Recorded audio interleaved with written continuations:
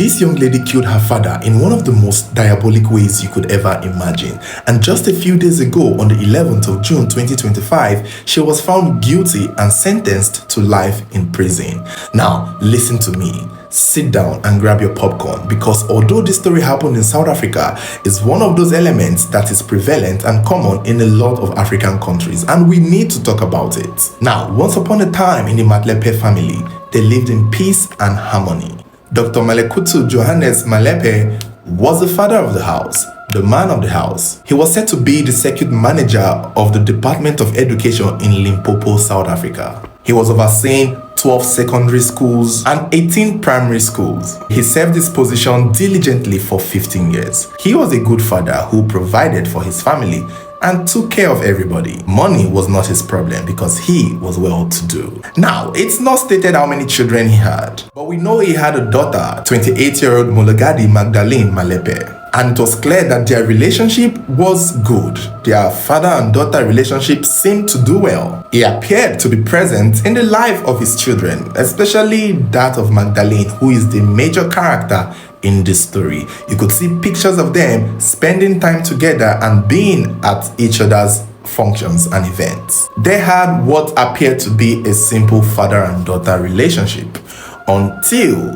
Magdalene lost her mother. That is, until Dr. Mlepe Johannes lost his wife. Basically, the matriarch of the family died, and from then on, things started going left. But it's common for people to lose a family member, and that can lead to dispute. But how did it get to the point that this young lady, Magdalene, decided that she was going to put an end to her father's life in the worst way you could ever imagine? So, it all began from them questioning what happened to their mother. It's not clear if Dr. Johannes' wife died mysteriously. It's not clear if there was something about her death that they weren't sure about. But somewhere along the line, Magdalene went to a native doctor to inquire about what happened to her mother. She went to a native doctor to do juju to find out if she could get answers as to who killed or what killed her mother. And when she went to meet the native doctor told her that it was your father who killed your mother. And that was it. That was the beginning of a lifelong hatred that would lead to one of the most gruesome murders you could ever imagine. And when the native doctor told Magdalene this, she believed it. She did not argue. Almost as though that was what she wanted to hear. Almost as though she had her suspicion. But it's unclear what gave it away or what gave her the suspicion. It's unclear what made her feel like it was her father who did it. And when she got this detail from the native doctor who was named, she took it to her relatives, basically from her mother's side of the family, and told them that, hey, what's up, auntie? I've gone to meet a native doctor, and the native doctor told me that it was my dad who did it. And obviously, this is her mother's family side. That's just what it is. Let me just put it out there. Unless somebody is open-minded enough to see that, okay, it doesn't make sense. When somebody loses a loved one, they are hoping and praying that it's somebody else that did the killing so that they can basically put it on someone's head. And unfortunately for Dr. Johannes, his daughter and his in-laws were already giving him the eye that he was the one behind the death of his wife. And so the first move that Magdalene and her auntie did was to tell that native doctor to kill their father, to basically kill Dr. Johannes. And the native doctor was like, say no more. I will kill this man with juju. I will kill him spiritually. The same way he killed your mother with juju is the same way I will kill him for you. Don't worry. And, you know, Magdalene is at home, the auntie, they're all waiting for the juju to walk from wherever shrine the native doctor was doing it from. And they waited and waited. Unfortunately, the man was not dying. They reached out to the native doctor and they're like, what's up? He's still moving, he's still alive, he's still jumpy, you know, I don't know, strike your mirror or blow your powder, do something, because you've not killed him yet.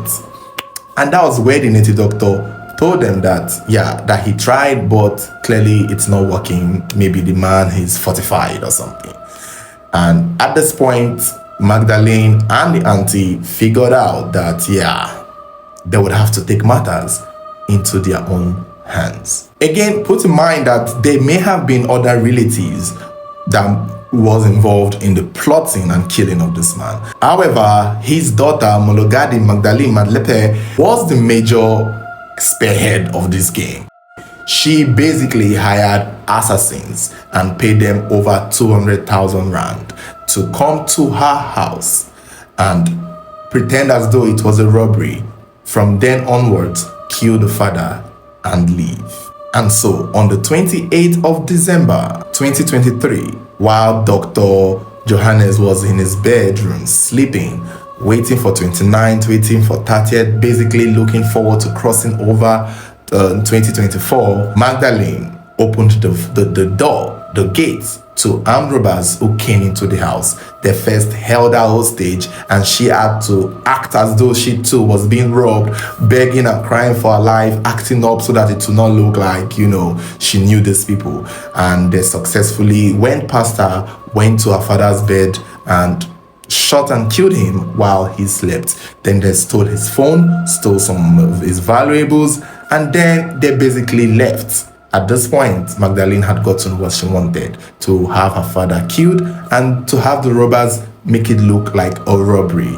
And instantly, the police were involved and they began their investigation. At first, they were treating it as a robbery, but over time, things started to change throughout the course of their investigation. Now, it's not stated how they were able to figure it out, but from the look of things, since the man's mobile phone was stolen, I always say this, a lot of these plans, a lot of this plotting, there is always something like Ifunanya would say in her storyline, one of the downside of people who do evil is they don't get to think through it. There is always one mistake. There's always one thing that they miss out in their plot. And clearly, like we've seen in multiple true crime stories we've done, similar to plotting to kill your partner, they stole the man's mobile phone. And the police are investigating. Obviously, the first thing they will do is trace the mobile phone. And apparently, that could have been how they traced it to one of the robbers who pretty much confessed as to who sent them. And that happened to be Magdalene Mlepe. And that was how the whole case blew up. She was arrested and instantly confessed to the crime, mentioning all the aunties, all the uncles. She did not waste time pointing fingers, which is funny because at this time she may have been pregnant or may have just given birth, because when she was in court, she had a 1-year-old baby. So at this time she was plotting to kill her father, she was pregnant. Could it be the pregnancy hormones? Because she also apologized and began basically regretting her actions. So they said. Some sources, however, said she did not necessarily show remorse during the court proceedings, but she only wanted to leverage the fact that she had a baby and a little child to get away from being sentenced. But that did not work. The robbers, the native doctor, including our auntie and all the other people involved in killing this man, were all arrested and they were all taken to court. Somewhere during the court proceedings, it was now revealed that there could have been multiple underlying reasons why she wanted to kill her father. One, basically because the native doctor did tell her that yes, it was the father who killed the mother. From one juju, from one mirror, just lied on this man with no evidence, and she bought it, maybe because that's what she wants to believe. Now, Dr. Johannes also had life insurance, and she was maybe hoping that she could get part of that life insurance. It was also stated that there's a chance that after the mother died, the man moved on to another woman, and Magdalene did not like the fact that the father was spending on this woman and hated that the father was actually spending their mother's money on the woman. So pretty much she felt a type of way about the father spending their mother's money on a new woman, and those are the things that may have played a role in why she had to do what she had to do for the most part. The trial lasted for about a year, and in June of 2025, she was found guilty and sentenced to life in prison for killing her father and for 13 years for robbery. The other family members would also be tried by the end of this month, so I don't know if we're going to follow up on that, but we'll see. If something interesting comes up from that angle, we'll let you guys know. The focus of this story was just Magdalene and her father. The other relatives obviously would be punished according to their role in it and how much they were aware of the initial operation of killing the dad. And if they all took part in it, they might as well get the life sentence. And put in mind, because I also hear that life sentence in South Africa is 30 years. And if you do half of it, you could get parole. So I don't know. If that is true, then there's a chance she may have enough time to come out and live her life. But I do hope that, it all depends. Because to me, if indeed it was the native doctor's words that made her move on to do what she did, maybe it's something worth regretting. But if there is truth that she did this because of insurance, also because she wants money, then I don't know. I don't want her to come out because obviously that's criminal, in my opinion. I mean, the other one is also criminal, but at least it's just one of those things that happens to a lot of people that are brainwashed. Not an excuse, but it's very prevalent. That is why I say that although this happened in South Africa, I've seen this mentality so much, even around me, where somebody will lose somebody and then they go to a native doctor and come out with so much facts to accuse another person.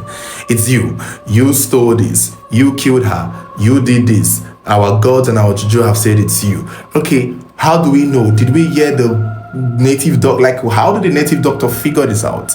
I know a lot of people who hate their parents, who have killed their parents, loved ones, friends, family, who have done so many horrible things to people just because a native doctor told them that the person who did it, they know the person. It's your husband, it's your father, it's your mother. We did see a story that also happened, was it in South Africa? This was many years ago. Correct me if I'm wrong, where a young lady and a brother beat up their mother, set the house on fire, and threw their mother or their grandmother into the fire because they went to church and the pastor told them that the reason they are not progressing in life is because of their grandmother or maybe mother, I don't know. Their grandmother, let's use grandmother because the lady was pretty elderly. And they heard that from church, came home to beat up their grandmother and kill her. We see this a lot. Many religious and gullible people will just go and look for answers in places that did not even call them. You go to a native doctor place to find answers as to who is doing you. What do you expect the native doctor to tell you? Why is it never you people doing yourself? Why can't it be you people doing it? Now let me ask the girl question. If the native doctor said that it was you, Magdalene, who killed your mother, would she have unalived herself? Would she have done so? Would she have unalived herself? Would she have called the armed robbers on herself? Because she would have argued. You didn't even give this man a fighting chance. You didn't even ask him questions. Even if you felt strongly that he did it, what evidence do you have? Take it to the police. Take it to court. I feel like she just needed a reason to kill her father, and she got it from the native doctor because she did not even argue. I mean, we are not saying the man did not kill the wife. It could have been, but we don't know. So when you don't know something for a fact, and you think you know it, come with proof, come with evidence.